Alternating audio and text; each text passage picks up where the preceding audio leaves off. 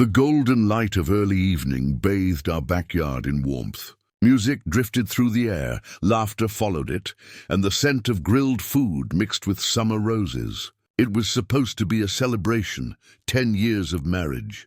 Friends and family gathered around, raising glasses to love and commitment.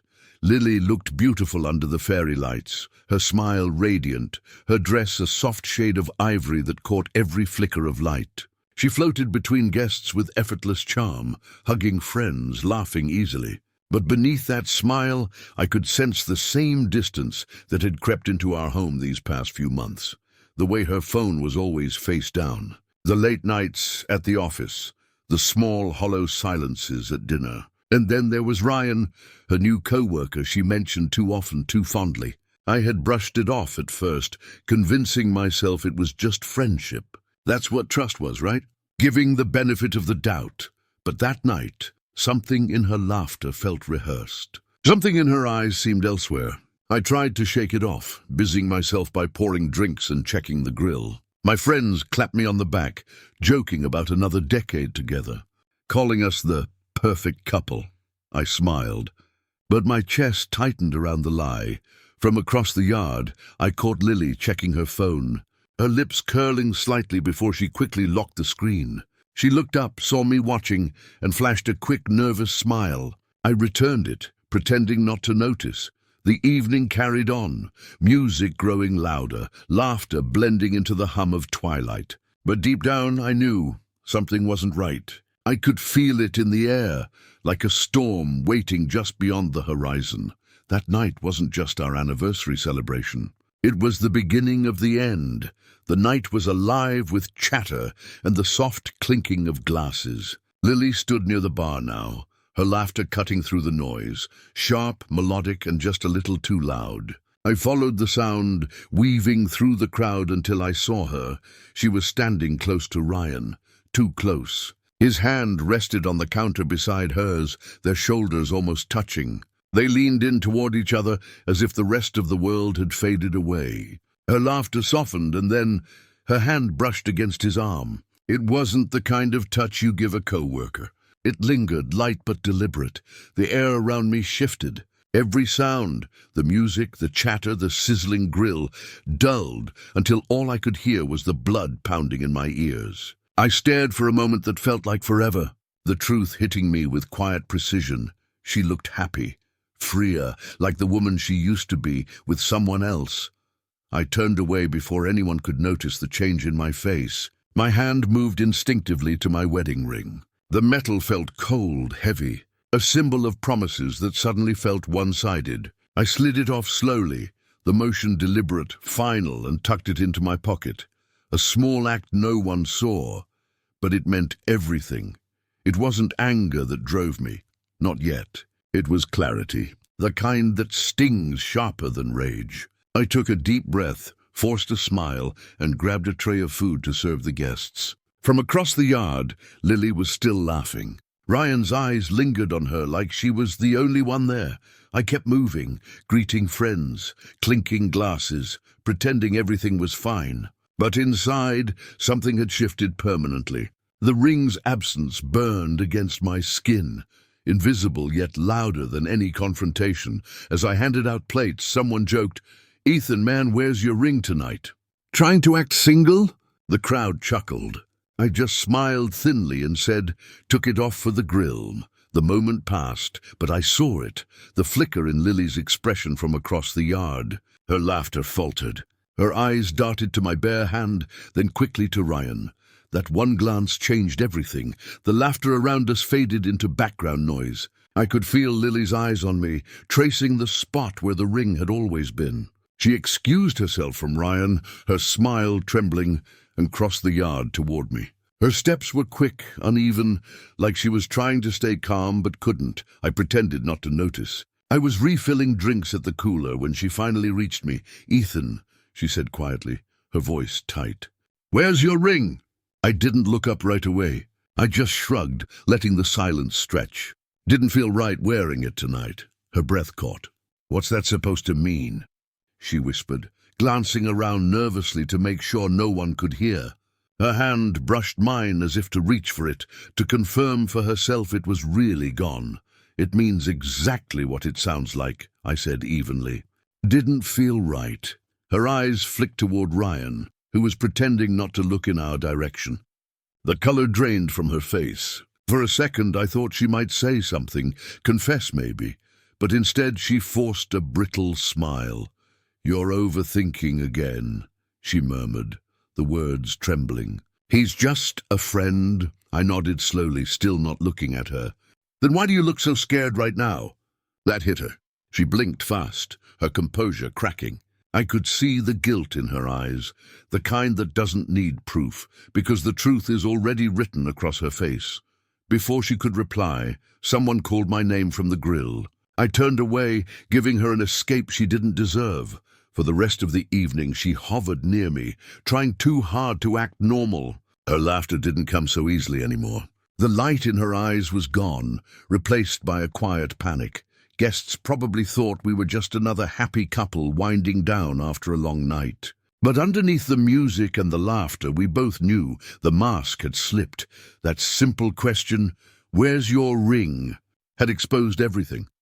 When the last guest left and the laughter finally faded, the house fell silent. Only the hum of the refrigerator filled the space between us. The fairy lights outside flickered softly through the kitchen window, the same ones she had insisted on hanging to make the evening perfect. Lily stood by the counter, her arms crossed, pretending to tidy up the glasses. I watched her reflection in the window, still tense, avoiding me. "You're quiet," she said finally, her voice low. "So are you," I replied. She turned, the words catching in her throat. "Ethan, if you're upset about earlier—" "I'm not upset," I interrupted gently. "Just done pretending." Her lips parted slightly, confusion mixing with fear. "Pretending about what?" "About us," I said. "About you and Ryan." Her face drained of color. The glass in her hand trembled before she set it down. "It's not what you think. We're just friends, I swear." "Friends don't touch each other like that," I said quietly. "Not in front of everyone. Not at our anniversary party."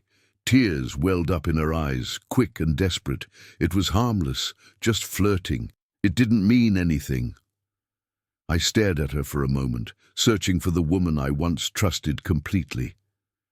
"It meant enough for you to panic when you saw my ring was gone." She froze. The silence between us was heavier than shouting could ever be. Every word left unsaid screamed louder than the ones that were.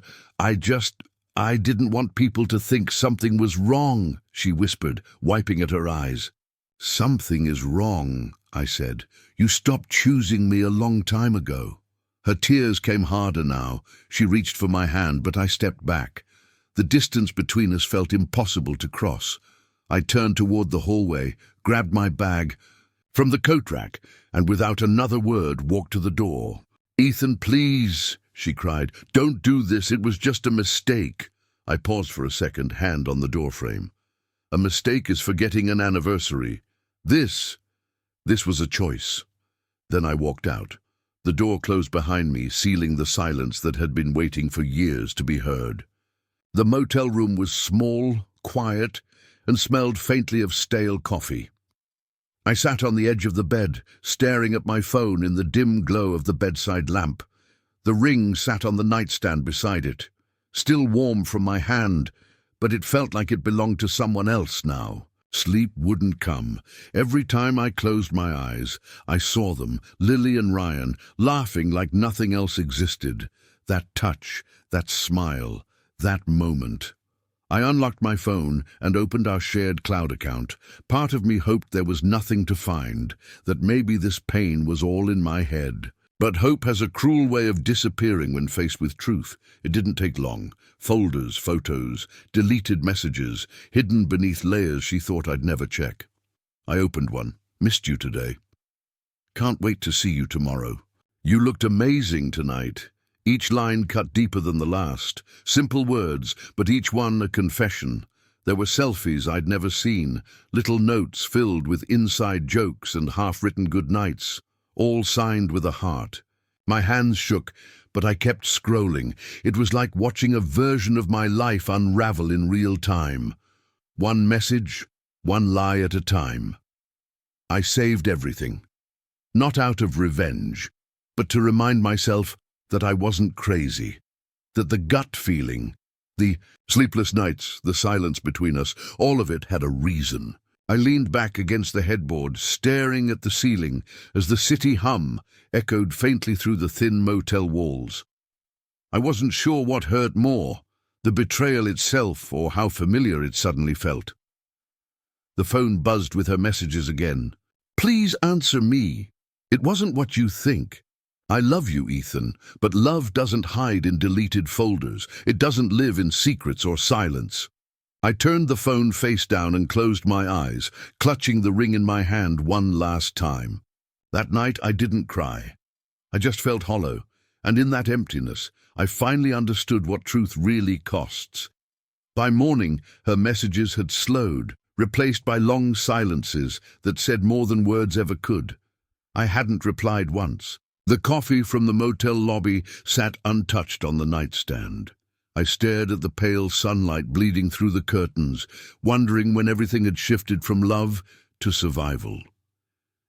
A knock broke the quiet. Soft, hesitant.